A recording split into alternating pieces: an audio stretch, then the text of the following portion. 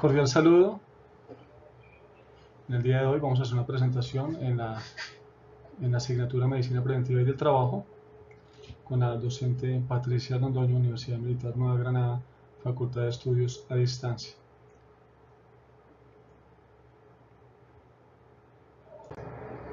Los integrantes del grupo, el señor Diego Avendaño, la señorita Claudia Díaz, la compañera Michelle Convariza y quien les habla, Carlos Herrera. Bueno, vamos a hablar de la anatomía y de la fisiología del cuerpo humano. Primero, tenemos una definición de lo que es anatomía, que es una ciencia que estudia la forma y la estructura del organismo.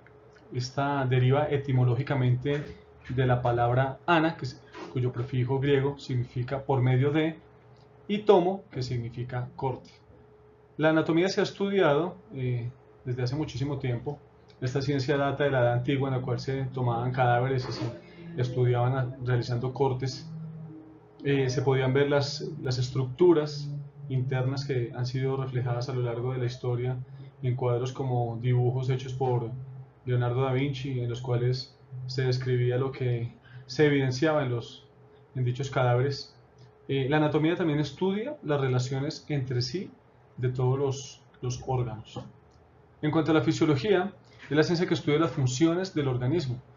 Deriva etimológicamente de la palabra physis, que significa naturaleza, se requiere a la razón de ser de cada órgano, y logos, que es el estudio de cómo funcionan las funciones de las diferentes partes del cuerpo. ¿Cuál es la diferencia entre anatomía y fisiología? La anatomía resulta de un estudio estático y la fisiología de un estudio dinámico, por lo cual para estudiar el órgano se estudia su anatomía y su fisiología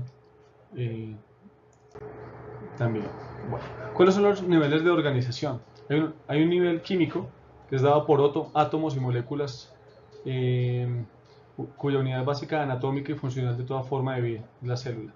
El tisular, que está compuesto por tejidos, estructura compuesta por células que tienen el mismo origen embrionario, que son similares y tienen la misma función.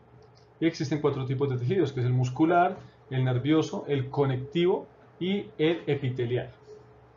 En cuanto a los órganos, se juntan varios tejidos, pero tienen que ser tejidos diferentes.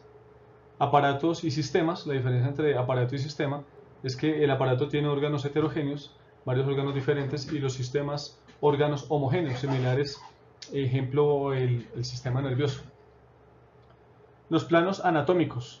Los planos anatómicos sirven para ubicar un órgano en el cuerpo o para poder relacionar órganos entre sí, sirven para orientarnos y saber qué parte o porción del órgano estamos estudiando. Hay un plano sagital, que es de manera vertical, va desde arriba, desde la cabeza hasta los pies, y se divide en un plano medio sagital y parasagital. Hay un plano coronal, que es frontal. Si partimos a nivel de la sutura coronal, se parte el cuerpo en adelante y atrás, divide el cuerpo en una parte anterior y en una parte posterior. En cuanto al plano transversal, horizontal o axial, divide el cuerpo u órgano en una parte superior o inferior. Bueno, los sistemas del cuerpo: sistema digestivo, sistema musculoesquelético, sistema nervioso, sistema visual, sistema auditivo, sistema tegumentario y el sistema cardiorrespiratorio. Una breve definición de cada uno. El sistema digestivo es un conjunto de órganos encargados de la digestión, también encargados de eliminar los desechos del cuerpo. El sistema musculoesquelético, compuesto por los sistemas interrelacionados que permiten el movimiento, soporte y protección del cuerpo humano. Está el sistema nervioso, conformado principalmente por las neuronas y las células, como son los nervios que detectan los estímulos provenientes del interior y exterior del organismo para controlar y coordinar a todos los órganos del cuerpo. Trabajan en conjunto para permitir la locomoción, mantener la postura y proteger los órganos internos. El sistema visual es un conjunto de órganos y estructuras que permiten la percepción de la luz y la transformación de la información visual en señales que el cerebro puede interpretar como imágenes. En el sistema auditivo es un conjunto de órganos y estructuras que permiten captar, percibir y procesar los sonidos. En el sistema tegumentario está compuesto por la piel, el cabello, uñas, tejido subcutáneo y diversas glándulas. La principal función del sistema tegumentario es la protección de los órganos internos. La piel es el órgano más largo del cuerpo, digamos que sea claro. El sistema cardiorrespiratorio, la integración del sistema cardiovascular y el sistema respiratorio, que trabajan en unión para suministrar oxígeno a los tejidos y eliminar dióxido de carbono.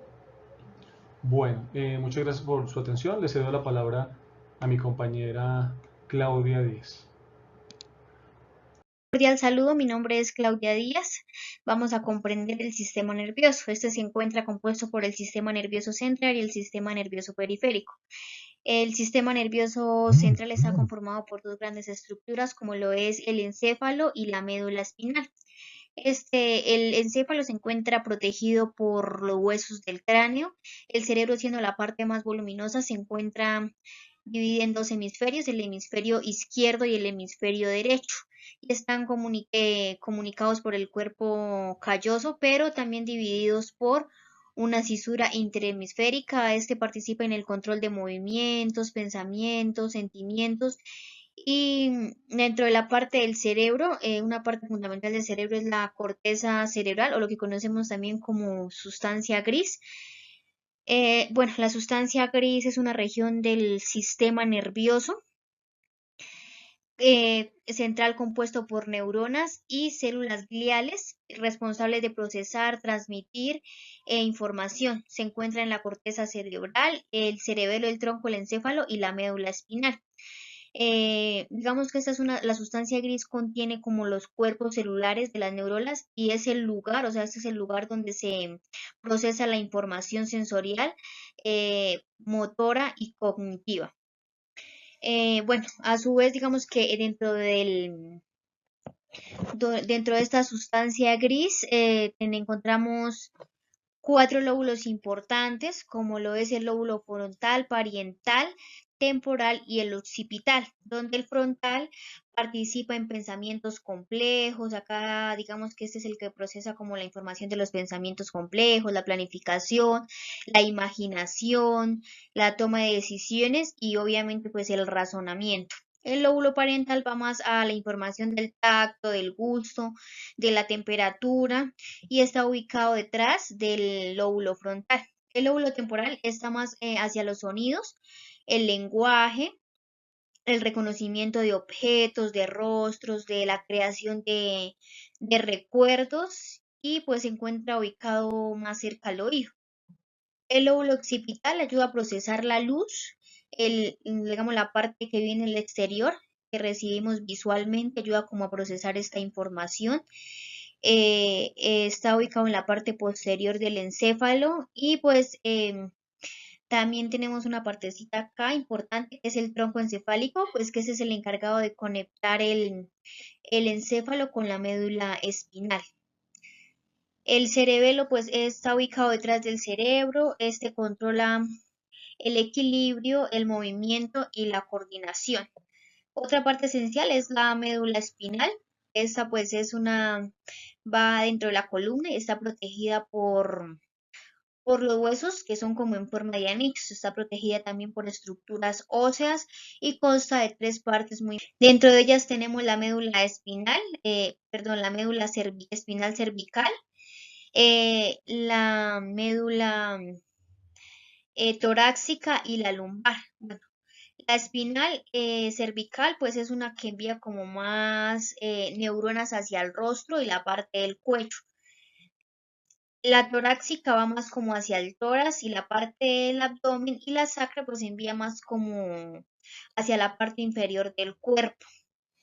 El sistema nervioso periférico va hacia las zonas distales del organismo. Distal, que quiere decir pues que es la distante de la parte central, o sea, este es un sistema que va un poquito más alejado de la parte del sistema nervioso central. Este tiene sus estructuras anatómicas, que son nervios. Acá podemos observar que son nervios o estructuras alargadas que llevan los axones de las neuronas y se van distribuyendo hacia el organismo, hacia todas las partes del cuerpo. Y los ganglios son acumulación de somas. Digamos que los ganglios del sistema nervioso periférico, ganglios de las raíces dorsales que llevan información hacia el sistema nervioso central, compuesto por 12 pares. Dentro de la división funcional del sistema nervioso encontramos el somático y el vegetativo, donde el somático está relacionado más con los movimientos voluntarios y el vegetativo nos ayuda a controlar los movimientos involuntarios. Este a su vez se divide en dos partes, el simpático y el parasimpático, donde el simpático pues está relacionado con situaciones de alerta y el parasimpático pues es más relacionado con situaciones de relajación. Esto sería de forma básica el sistema nervioso central. Muchas gracias, Claudia. Cordial saludo. Mi nombre es Michelle Tatiana Conbarriza Salgado. A continuación voy a dar una explicación sobre los casos clínicos del sistema nervioso central. El primer caso clínico que tenemos en cuenta es el de la médula espinal. La médula espinal es la continuación del encéfalo. Se trata de un conducto que comunica el encéfalo con el resto del cuerpo, comenzando con la región occipital y llegando hasta la zona lumbar. Los impulsos nerviosos llegan a los nervios raquídeos a través de la médula espinal, la cual desarrolla dos grandes funciones.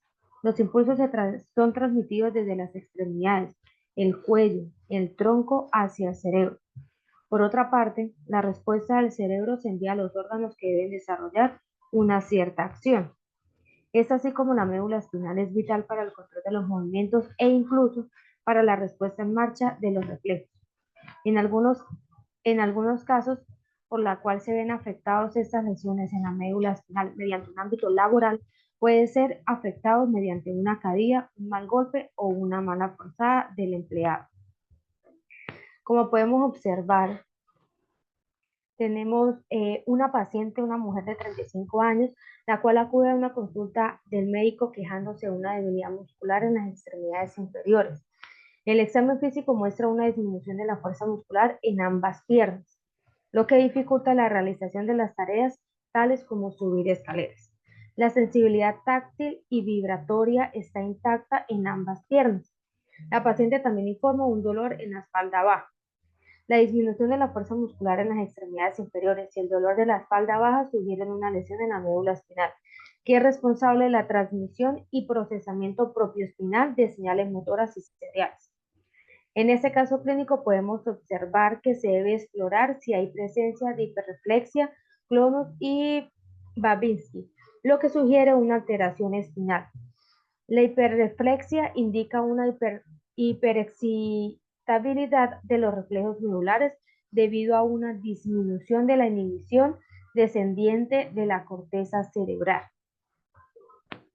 El clonus es una respuesta que refleja lo que ocurre cuando se aplica una resistencia al movimiento del pie, lo que indica una lesión en la vía piramidal en la médula espinal, y es así como la presencia del signo de Babinski indica una lesión en la vía corticoespinal que lleva información de la corteza cerebral a la médula espinal.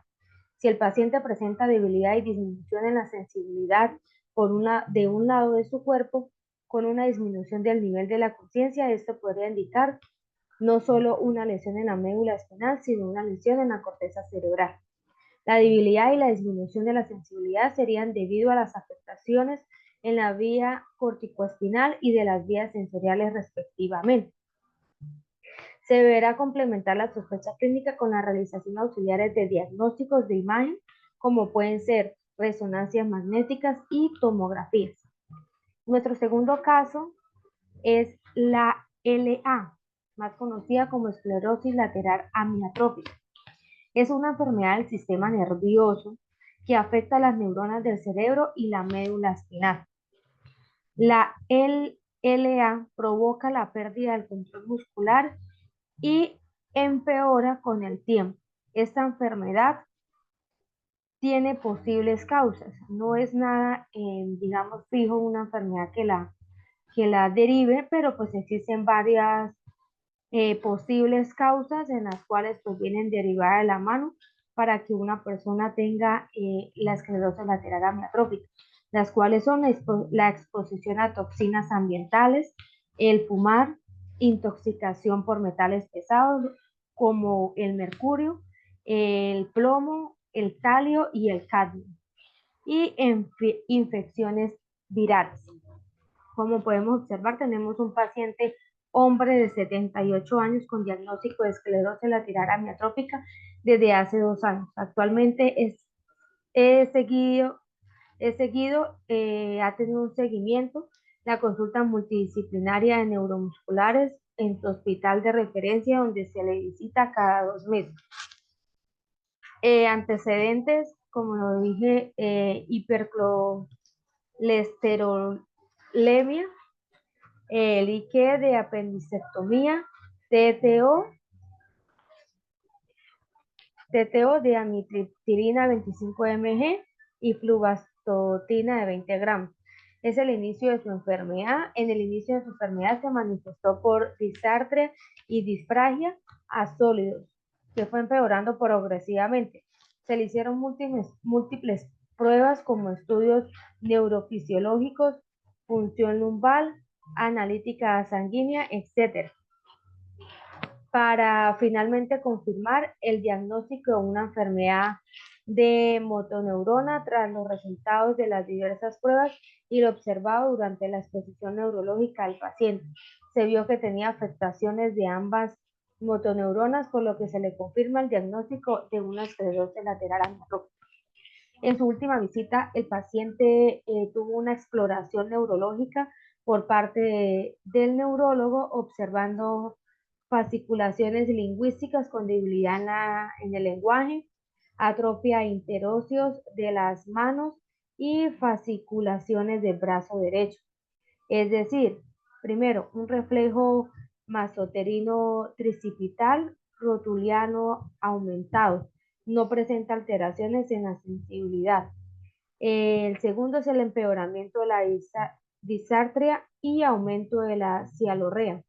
El tercero presenta una disfasia tanto para sólidos como para líquidos, utilizando espesante con textura pudín en volúmenes bajos. Se le realizó previamente un test de disfagia. El cuarto es una disminución de peso progresivamente. El quinto necesita el apoyo de una muleta para poder caminar. El sexto es independiente para los ABCD y el sexto, en lo que respecta a las esferas emocionales y cognitivas, está realmente bien. Por último, tráigalo, Ángel.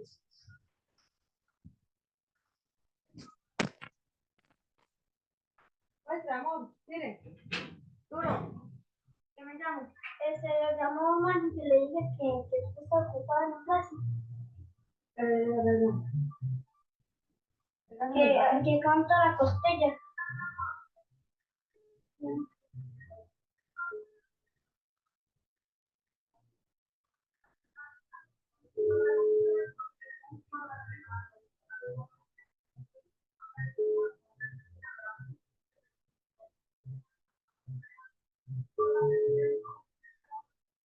Hola, mamá. Señor. Pues yo no llamo aquí para coger el teléfono, mujer. No, es que estoy en clase. El equipo no tiene precio. Los portillales no tienen precio tampoco. Llama a Andy y no contesta el teléfono. Los costillales 7500. Bueno, listo, 7500 y el trapero. El trapero de 1000 vale 6000 y el de 5 5000. Hay que ponerle precio a una vaina, mujer. No voy para adivinar y Nancy tampoco sabrá ni contesta el teléfono ni nada. Bueno, chao. Chao. Chao. Póngaselo. Sí, vaya y salí y cierra la puerta, no. Cierra la puerta, no se apague la luz.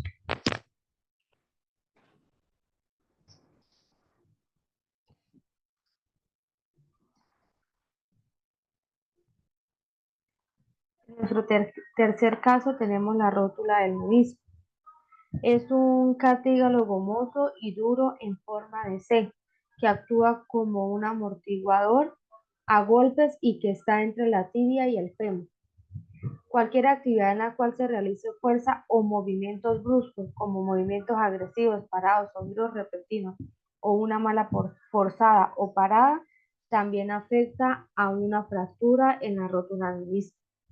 Podemos observar en este caso clínico una mujer de 56 años que ingresa a la planta de traumatología tras la realización de una artroscopia de rodilla por rótura del menisco en la rodilla izquierda. Necesita ayuda para el aseo y para ir al baño, la cual es llevada en silla de ruedas. También podemos observar que presenta una herida quirúrgica en la rodilla con grapas, sin signos ni síntomas de infección y como la piel perilesional sin alteración. La paciente es muy colaboradora y alegre, por lo que afronta muy bien lo que está pasando en estos momentos. Como podemos observar, la rotura del menisco es una de las lesiones más frecuentes de la rodilla y se produce por una fisura en el menisco. Es una lesión que influye en la realización de las actividades básicas de la vida diaria por sus síntomas tales como dolor y rigidez, inflamación, derrame articular y en ocasiones bloqueo. La causa de estas roturas del menisco son traumáticos o degenerativos, siendo la primera más frecuente en personas jóvenes y la segunda en personas adultas. Su diagnóstico se realiza mediante exploración física, radiografías y resonancias magnéticas. Durante la exposición física, el paciente describe dolor y esta es la base de su diagnóstico. La radiografía no permite la observación de un menisco desgarrado, pero sí puede descartar si hay artrosis o si existe condracolcinosis. La RM, que es una resonancia magnética, sí puede permitir observar el menisco y definir el tratamiento necesario.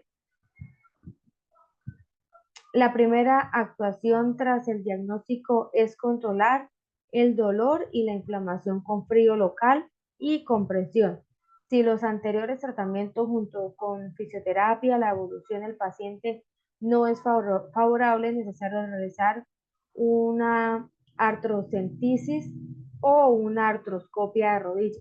Con la realización de fisioterapia y tras la toma de antiinflamatorios junto con analgésico, la paciente no obtuvo una mejora, incluso presentaría bloqueos de rodilla, por lo que los traumatólogos decidirán si realizan o no una artroscopia de rodilla. Muchísimas gracias. Le doy la palabra a mi compañero Diego.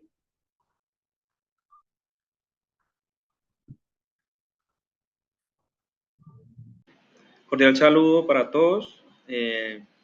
A continuación vamos a hacer referencia a las enfermedades laborales según el decreto 1477 del 2014, lo que es la parte del sistema nervioso central.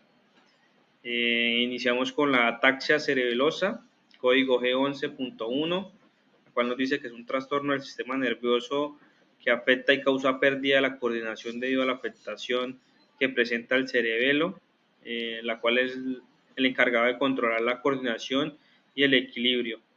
Manifestaciones clínicas, podemos tener coordinación motora, la cual impide caminar o marchar tambaleantemente, problemas de equilibrio, dificultad para realizar movimientos precisos, disartria, el cual es un concepto desconocido, pero habla sobre la arrastrada o incoherente por la debilidad de los músculos, temblor intencional, movimientos oculares anormales.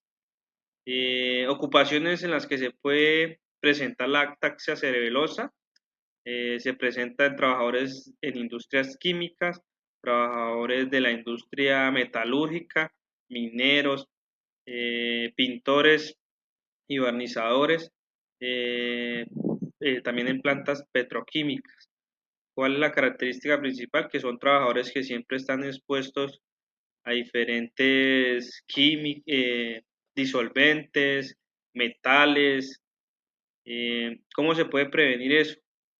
El uso adecuado de protección personal, reducción de la exposición de sustancias neurotóxicas en los lugares de trabajo. Vamos ahora a hablar sobre el parkinsonismo secundario debido a otras causas externas, el cual tiene como código el G21.2, es un trastorno neurológico causado por factores externos como las sustancias tóxicas o medicamentos o lesiones cerebrales. Las manifestaciones clínicas que puede tener son temblores, rigidez muscular, inestabilidad postural, dificultad para caminar, problemas cognitivos y emocionales. Ocupaciones en las que se pueda presentar el parkinsonismo secundario, la minería y metalúrgica, fabricantes de baterías, industrias químicas, soldadores y trabajadores de la construcción, producción de pesticidas, eh, que están expuestos a solventes o durante su lapso de tiempo están prolongados a diferentes sustancias químicas. ¿Cómo se puede prevenir esto? Con el uso adecuado de equipos de protección personal, controles ambientales estrictos y reducción de la exposición de sustancias neurotóxicas en el entorno laboral. Vamos ahora a hablar sobre el trastorno del nervio trigémino, que tiene como código el G50, el cual es el responsable de transmitir sensaciones de la cara al cerebro. Uno de los trastornos más conocidos es la neuralgia. Esta tiene como manifestaciones clínicas dolor facial intenso, sensibilidad facial, espasmos musculares, asimetría facial. En algunos casos se presentan como dolores, molestia, contracciones, sensaciones en la persona, ocupaciones en las que puede presentarse la minería en la minería, médicos y enfermeros, industrias químicas, soldadores y operadores de maquinaria. ¿Cómo prevenirlo? Pues en casi la mayoría de estas enfermedades se exige el, el uso de equipo de protección personal, eh, contra agentes químicos, bueno, condiciones ambientales que puedan contribuir a estos trastornos en esta parte.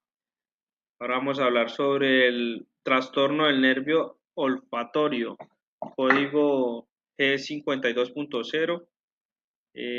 Es un nervio vital para captar los estímulos olfativos y enviarlos al cerebro, y cualquier daño o alteración que pueda resultar en problemas eh,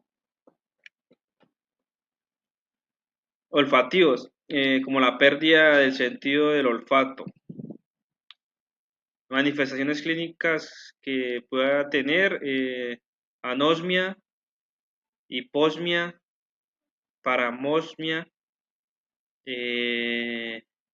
problemas gustativos. Las ocupaciones en las que se pueda presentar: en la minería, pintores, industria química, soldadores, operadores de plantas petroquímicas. Ahora seguimos con la mononeuropatía de los miembros superiores. Tiene como código G56. Es un nervio del brazo o las manos, como el nervio mediano cubital o radial, provocando síntomas relacionados con la comprensión o daño de estos nervios. Manifestaciones clínicas: dolor y entumecimiento, debilidad muscular, atrofia muscular, disminución de la función sensorial y motora. Ocupaciones en las que se pueda presentar: en los oficinistas, trabajadores de construcción, operadores de líneas de ensamblaje, conductores de máquina pesada y personal de limpieza. ¿Cómo prevenirlo? Implementando prácticas ergonómicas, pausas activas frecuentes en el trabajo. Ahora vamos a hablar sobre el síndrome del túnel carpiano. Tiene como código G56.0. Compromete el nervio mediano y comprime o se irrita a medida que pasa a través del túnel carpiano de la muñeca, causando una variedad de síntomas en la mano y el brazo. Manifestaciones clínicas que puede tener: dolor, hormigueo, debilidad muscular, sensaciones, hinchazón, atrofia muscular. Ocupaciones en las que se puede presentar en los oficinistas y trabajadores de escritorio, operadores de líneas de producción, conductores de vehículos, trabajadores de la construcción, músicos. ¿Cómo prevenir esto? Aplicando ergonomía adecuada, hacer pausas activas, si el trabajo es repetitivo. El uso de equipos y herramientas ergonómicas también puede ayudar a reducir la presión sobre el nervio mediano.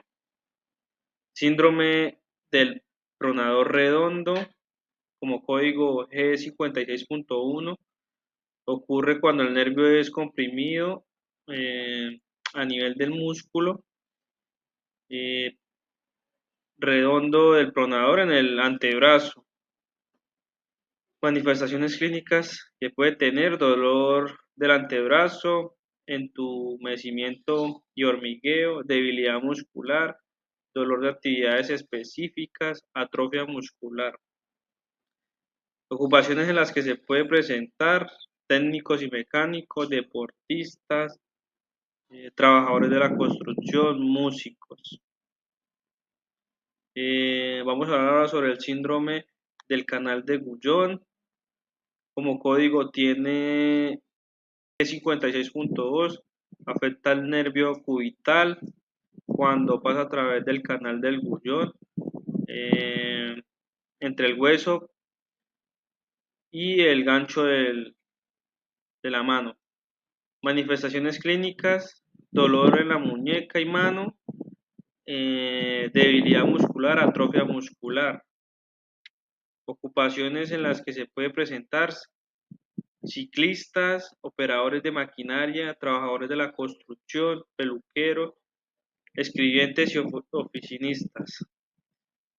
Compresión del nervio supraescapular, como código tiene el G56.8, afecta los músculos supraespinoso e infraespinoso del hombro. Ese nervio es el esencial de la aducción y la rotación externa del brazo, y su comprensión puede provocar dolor y debilidad en la región del hombro. Manifestaciones que tiene: dolor en el hombro, debilidad muscular, atrofia muscular, limitación del movimiento. Ocupaciones en las que se puede presentar: construcción y albañiles, electricista y pintores, deportistas, mecánicos. Seguimos con lesión del nervio radial, como código tiene G56.3, afecta el nervio en el que se controlan los músculos responsables de la extensión del codo, la muñeca y de los dedos, y también propone sensibilidad a la parte del dorso de la mano. Manifestaciones clínicas que tiene: mano caída, hormigueo, entumecimiento, debilidad muscular, dolor o molestia. Ocupaciones donde se puede presentar: conductores de maquinaria pesada, trabajadores de fábricas o trabajadores de la construcción, atletas, levantadores de pesas, personal médico y pues personal de enfermería. Gracias.